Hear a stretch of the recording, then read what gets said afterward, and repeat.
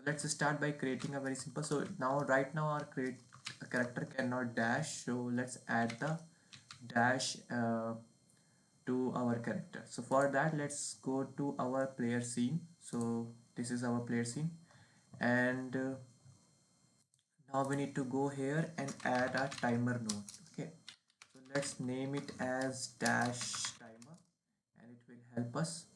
And so let's make this dash timer for like 0.12 seconds.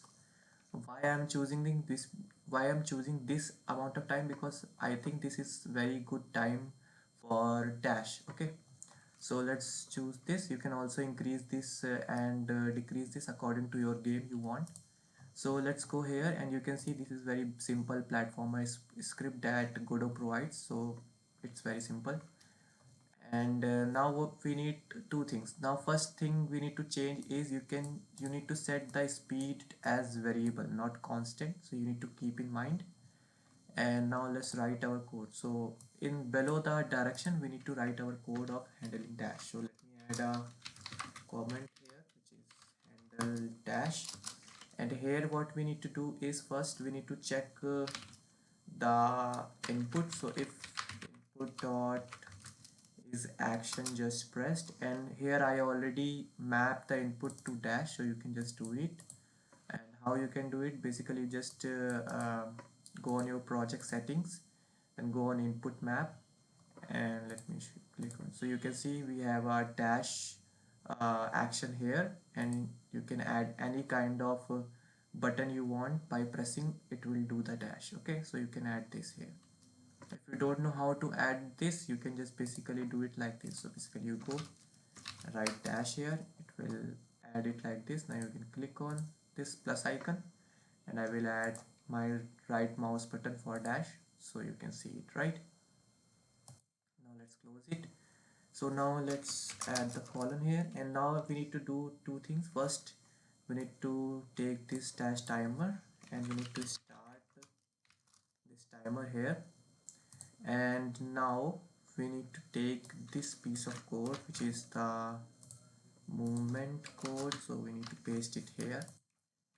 And now you need to do one thing, which is speed is equals to 10 times. So what it will do is it will start the timer, and then it will increase the speed by 10 times, and it will when we click the key like left or right, it will take the direction, and it will set the velocity of x towards it, right? So this will help us move, and this will help us increase the speed of the character. And once our timer is finished, so for that let's add a signal to it. So click on timer, go on node, click a timeout node, click timeout signal here, and click connect. And once you have done that, you can just remove this, and you can just do it like this. So basically we need to reset the speed back to our uh, speed, right? So we just need to do this. So this will reset the speed back to normal once the dash is finished. So reset speed to normal. So that's it. Now our dash is working. So if I run the scene here, you can see if I press my dash, you can see our character can now dash. You can see, right? Now there is one more thing you can do, is you can add particles. So if our character is dashing, it will emit particles. So I think you can do it yourself. So thanks for watching. If you like this video, please subscribe, and yeah, thanks for watching.